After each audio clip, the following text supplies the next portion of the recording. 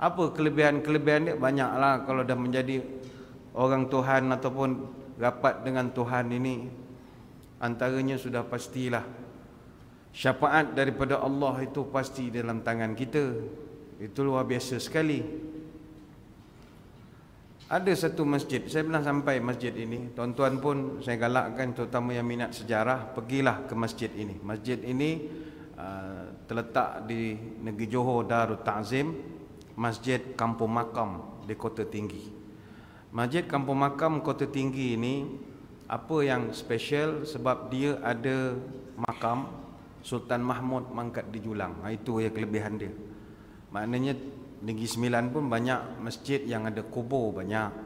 Tapi tak banyak masjid yang ada kubur yang mana jenazah yang disimpan di situ mangkat tahun 1600, 1500 itu jarang-jarang ada.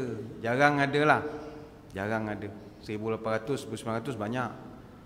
Jadi di masjid itu dia ada makam Paduka Seri Sultan Mahmud Shah yang kedua, Ibni Amam Sultan Ibrahim Shah. Dia mangkat di Julang, panjanglah ceritanya.